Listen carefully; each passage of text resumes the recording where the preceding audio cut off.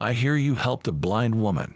Ha, you ruined a crucial business deal for our company just for some useless nobody who won't make a difference in society. Is that it? You always had such noble principles, didn't you? And just so you know, you're fired." These were the words of my boss, John, as he fired me for skipping an important business meeting to help a blind woman. I've always believed in helping others and have tried to fulfill my job with this principle. But in a meritocracy, personal beliefs don't really matter. That's what I thought when I was fired. I knew there would be losses along the way, but I never doubted the path I had chosen. This is my story about how I succeeded without compromising what I believed in, no matter how much it took me off the beaten path or how foolish others thought I was. My name is Michael. Just your average guy working as an MR, a pharmaceutical company. MR stands for medical representative, a job where I explain medications to doctors and pharmacists and sell them. In short, think of me as a salesperson with medicines as my product. Why am I working as an MR now? It all started when I lost my mother to breast cancer at the age of 20. I was raised by a single mom, and her loss left me cursing the world. But with the support of my girlfriend at the time, now my wife Emily, I managed to keep living and looking forward. That's when I decided I wanted to be someone who could save lives. In my sophomore year of college, I began researching medical careers and discovered the role of an MR. I studied on my own while finishing college and eventually landed a job at my current pharmaceutical company. Since becoming a professional, I married Emily, my college sweetheart, and we have a daughter named Sophie. She is already in middle school. A happy family and a dream job. My life might seem smooth sailing, but that's not entirely true. Hey Michael, you're at the bottom of the sales rankings again. You should really focus more on selling. It was Kevin. He is a colleague who joined this company in the same year. Kevin is great at sales, always ranking at the top every month. Thanks for the advice, but I believe in properly explaining and getting understanding before making a sale, right? Noble, but the real world isn't that forgiving. Maybe you should let go of those, principles. That's why you're known as Mr. Useless behind your back, he said. I responded with a wry smile. I have always taken the stance that I explain things properly to people and make sure they understand about the medicine before they buy it. Based on the reason why I decided to pursue this job and the experience I have gained in the course of my work. As Kevin said to me earlier, that is exactly what I have been doing. Because the medicines we handle can have a significant impact on people's lives. Ever since losing my mom, I've been driven by the desire to save lives. That's what I don't care about sales rankings. My goal is to ensure doctors are convinced and prescribe our medicines to their patients. That's something I'll never compromise on. Unfortunately, that has left me consistently at the bottom or third from the bottom of the sales rankings. Looks like you're at the bottom again. Turning around to the voice, I saw my boss, the executive director John. Hello John, how are you? How about you? You're giving clients all the unnecessary details as usual, aren't you? His voice, always laced with contempt and mockery, had become all too familiar. I could only respond in silence. Well, just make sure you don't get fired, John said. John patted my shoulder and walked away. He is the executive director, as mentioned before, and a highly capable man. His skills effectively place him in a position equivalent to the CEO's right-hand man. And for him, I was just a convenient outlet for stress. He always ridiculed my performance by mocking my principles. And in the end, he always left, hinting at my possible termination. I really wanted to talk back. In fact, I used to do so in the beginning. But no matter how much I tried to explain my perspective, he would just brush it off with a laugh. After a few repeats of this, when he told me, If you want to work with such high and mighty ideals, first try beating my sales numbers. I was left speechless. And since John was a high-ranking executive, it is easy to imagine how others treated me. Led by John, I was seen and treated as Mr. Useless by superiors, peers, and subordinates alike. Sometimes, I thought about abandoning my approach and working like everyone else, hoping to avoid such treatment. But each time, I shook off the thought, reminding myself it would defeat the purpose of why I took this job. It was one day when I was continuing to work despite my daily worries. A big business opportunity came my way. The client was none other than Dr. Baker, a leading figure in the medical community. The opportunity arose through a doctor at a local hospital I had known since I was a patient as a kid, and now as a customer. This doctor had recommended our new medicine to Dr. Baker. The news caused a stir in the office, because the big deal had landed with Mr. Useless. Way to go. I heard you got a deal with Dr. Baker. John slapping my back enthusiastically. His voice and face lacked the usual mocking tone. Listen, I'm sure you know this, but you have to make this deal a success. No matter what, bring back that contract. This is a major deal for the company, he added. To which I replied, I'll do my best. The client was that Dr. Baker. I was nervous and, of course, wanted to succeed. But I planned to do it my usual way. As always, I intended to explain everything thoroughly and ensure the client fully understood the medication before selling it. Even if this method hadn't yielded great results before, especially with such a high-profile client, I believed in being honest and straightforward. The day of the meeting with Dr. Baker.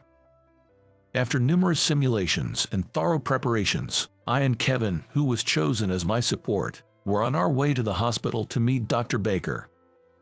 Man, at this rate, you might even surpass me. As I walked along, responding to Kevin, who said that with a laugh, I don't think that's the case, at that moment, I heard a clattering sound from behind. Turning around, I saw a woman who had fallen. A white cane rolled beside her, indicating she was blind. Are you okay? I rushed over without thinking.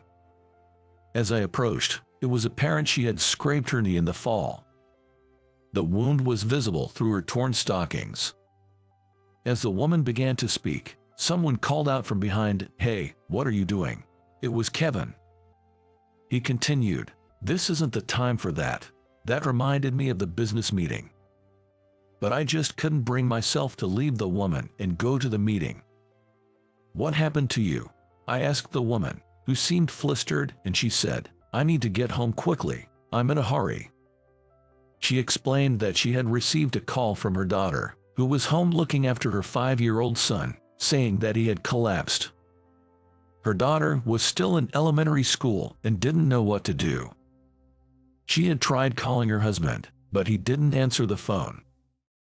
So, she was hurrying home. She continued, "Understood, let's head to your home first. I'll hail a taxi." "Just wait a moment," I said. Despite Kevin calling out "hey" to me, I didn't respond to him. I hailed a taxi, led the woman into it, and joined her. In the taxi, I called 911 and headed to the woman's home.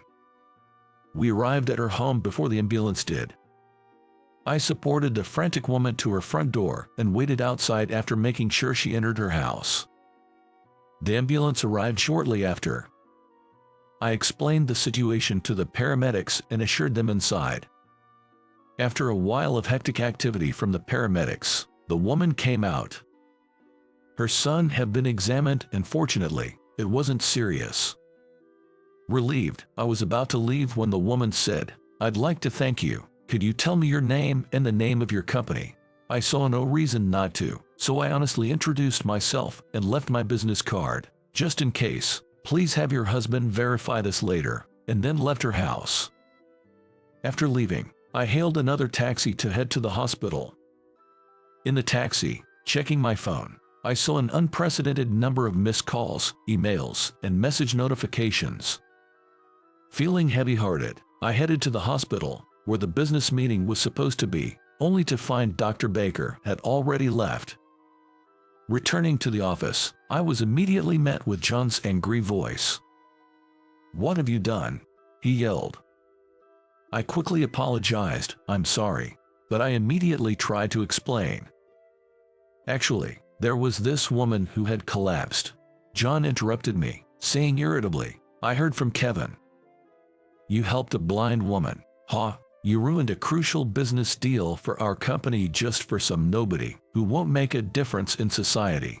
Is that it, you and your ever so noble principles? Or is it that, did you feel sympathy because you're both useless?" His harsh words left me speechless for a moment. What a way to put it. I tried to continue. "That's not it at all," but John cut me off. "Shut up. It's the truth," John continued, with a much sterner look than usual. "And just so you know, you're fired. You really became Mr. Useless, who is good for nothing. Hot damn, if only that deal had gone through, we could have solidified our company's position." I watched as John walked away. Then he turned back and said, "What are you standing around for? Get started on your resignation and hand over and leave. I don't want to see your face anymore." After that, I mechanically did as told, preparing for my resignation and handing over my responsibilities before heading home. On the train back, all I could think about was how to explain this to my wife and daughter.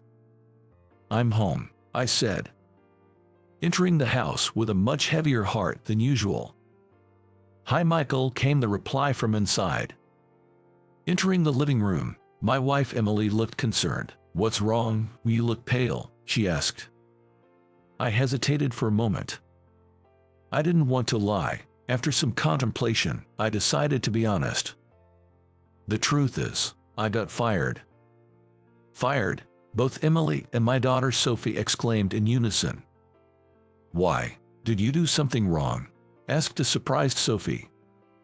"No, I didn't do anything wrong, but..." I explained about the major business deal today, how I stopped to help a blind woman I found collapsed on the way, and how that made me late for the meeting, leading to my termination. Indeed, I didn't do anything wrong, but being fired, what are we going to do? We have some savings, so we might manage for a while, but Sophie's exams are coming up soon," Emily and Sophie continued. It was the reaction I expected.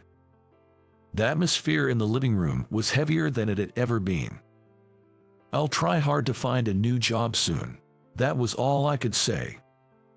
Then, the next day, still dragging the heavy air of yesterday, I left my uncomfortable home for the last cleanup at the office. As soon as I arrived, I was summoned to the president's office. Considering what John had said about the incident being a big deal for the company, I thought maybe the president himself was going to fire me, and with that thought, I headed to his office. I knocked at the door 3 times. Immediately, a voice from inside said, "Come in." "Excuse me." With a heavy heart, yet consciously trying not to let it show in my voice or on my face, I opened the door. And I was surprised by the scene that unfolded before me. There in the room were the president, Dr. Baker, and the blind woman I had helped the day before. "Michael, right, thank you for yesterday. My son is safe thanks to you," she said. No, I didn't do anything special," I hastily replied as the woman bowed her head. Straightening up, she smiled and continued. "I apologize for not introducing myself yesterday. I am Emma Baker, the daughter of Dr. Baker here." I was stunned for a moment, not quite processing what she had said. During that pause, Dr. Baker, who had been silent until then, began to speak. "Yesterday, you saved my daughter and consequently my grandson. Had you not been there for my daughter, my grandson's life might have been at risk. I'm truly grateful. Thank you." Saying this, Dr. Baker also bowed his head. Startled, I hurriedly managed to say something. "Please, don't mention it. Raise your head. You did something to be proud of. No need to be modest," said Dr. Baker. Dr. Baker meeting my eyes and smiling just like Miss Baker had. Furthermore, after learning that you were the one who helped my daughter yesterday, I contacted your company. I explained the situation and learned that you had been fired. I asked the president to reconsider." Shocked by his words, I turned my gaze to the president. The president nodded with a complex expression, a mix of happiness and concern. "In other words, you're not fired." Stunned by the sudden turn of events, I could only gape as Dr. Baker continued with a smile. "Now, can we get back to business? Please, tell me about the new medicine." Somehow, I managed to respond, "Yes, of course." I prepared the documents and began explaining the new medicine to Dr. Baker. As usual, I explained everything, including both the merits and demerits, ensuring he understood every aspect of the medicine throughout the discussion. That concludes my explanation. Do you have any questions? Still feeling nervous, my mouth was dry by the time I finished speaking. "Well, I do have one question," Dr. Baker said. "Yes, what is it?" I asked, nervously wondering if there had been any oversight. "Why did you explain all aspects of the new medicine to me, not just the good, but also the bad?" "It's because." The answer flowed smoothly, despite it not being part of any simulation. I spoke about my wish to save lives, a wish I had since losing my mother.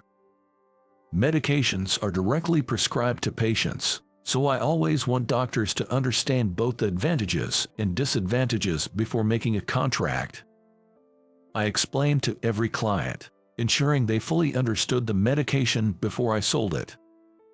Dr. Baker smiled satisfactorily at my explanation. "You are a good MR. We'll use this new medicine." And so, what seemed like a huge blunder turned into a great success. 6 months later, the deal was a turning point for me. I was promoted, and my standing in the company changed. I could reassure my family, and was living happily. As for John, who had tried to fire me, his past misdeeds came to light following the incident, and he was demoted from his position as executive director. Now, he works under me as a regular employee in sales. And today, we're going out for a family dinner to celebrate my promotion. As I was about to leave work on time, Kevin approached me. "Sorry, can I talk to you for a minute? Just 5 minutes. I have something to say." I checked my watch and agreed. "You know, you're amazing. You really went above and beyond me." "It was just good luck." "No, it wasn't. It's all about the effort you've put in." As he said this, Kevin bought a can of coffee and handed it to me. I gratefully accepted it and opened it. "Actually, I've always admired you. Really. You always maintained the integrity that I gave up on, right? Despite being ostracized by others and ridiculed by superiors, I just didn't have the strength to do that, so I've always been envious of you." I was surprised by his sudden confession. Seeing my surprise, Kevin gave a small smile and continued. "That's why, when you succeeded like this, I was happy too. I've always wanted to say this. Congratulations." With that, Kevin said, "Sorry to hold you up. You must have plans, right?" and then left. I left the office feeling refreshed and surprised. The feeling was incomparably better than the day I was told I was fired. I was greeted with warm voices from my family as soon as I got home.